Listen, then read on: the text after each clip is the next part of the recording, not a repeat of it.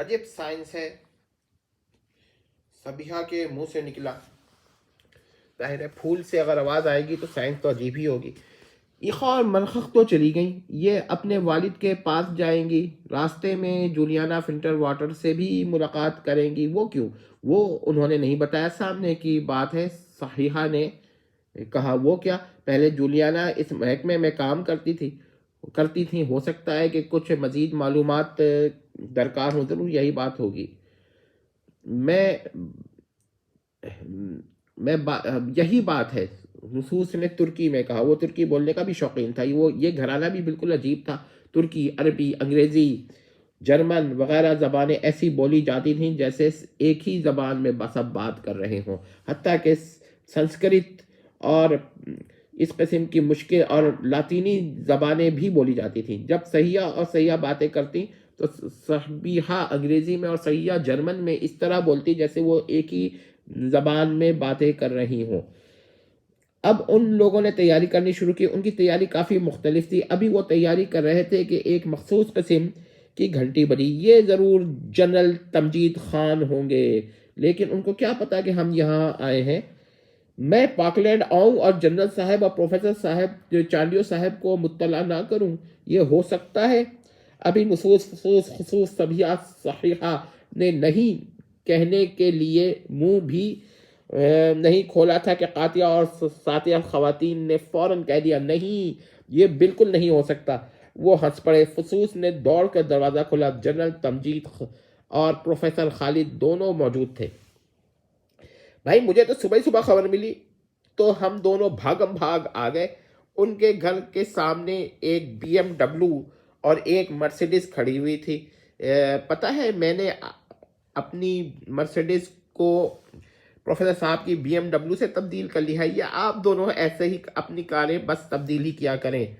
بھائی دوستی ہو تو ایسی ہو، کیوں خالد چانڈیو صاحب؟ بالکل ٹھیک ہے خان عثمان صاحب، پروفیسر صاحب نے کچھ سوچ کر کہا۔ وہ سوچ کر ہی جواب دیا کرتے تھے، وہ بغیر سوچے کچھ نہیں بولتے تھے۔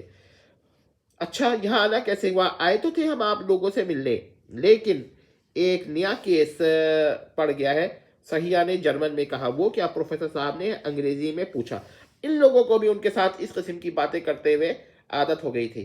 سیدھی سی بات ہے، صبح ہی صبح بلکہ کل شام ہی شام جاسوسی دنیا کی خطرناک ترین جاسوسات ایخا اور منخق آ گئی تھی۔ ارے ایخا خان صاحب کے منہ سے نکلا، ارے منخق چانڈیو صاحب کے بھی منہ سے نکلا۔ ذرا دیکھیں کہ کیوں نکلا۔ چانڈیو صاحب کے بھی منہ سے نکلا۔ تو کیا یہ کوئی تصوراتی کردار نہیں؟ نہیں، یہ میں تو پہلے کہہ چکا تھا۔ تو تم لوگوں نے ہمیں کیوں نہیں بلایا؟ ہم بھی ان سے ملاقات کر لیتے۔ اب یہ ایخا اور منخق جو ہے بڑی خطرناک قسم کی کردار ہے، آپ لوگ ان کو دیکھیں، انشاءاللہ آئندہ بھی یہ لوگ آپ کے سامنے آئیں گی، لیکن اس وقت تو یہ صرف ملاقات کر کے چلی گئی۔ اچھا جی،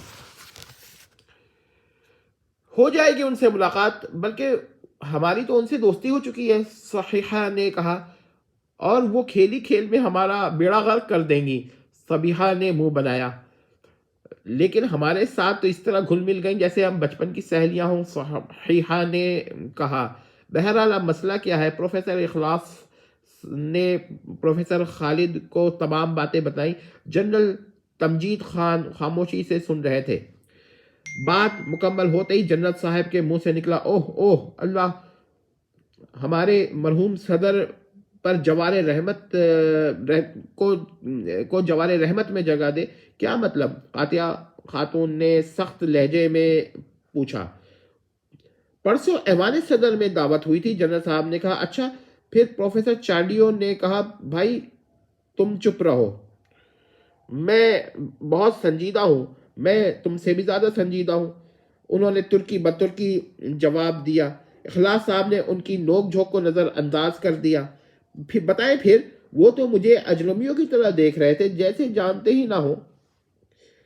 اس کا مطلب ہے کہ اس کے سوا کیا ہو سکتا ہے کہ یہ وہ صدر نہیں ہے؟ اس کا واحد مطلب ہے کہ صدر کو قتل کر دیا گیا ہے، اور یہ صورت اس واقعے کو کنفرم کر دیتی ہے، یعنی تصدیق کر دیتی ہے۔ پھر کیا کیا جائے؟ آپ اور پروفیسر صاحب کسی طرح صدارتی محل میں ہمیں داخل کرا دیں۔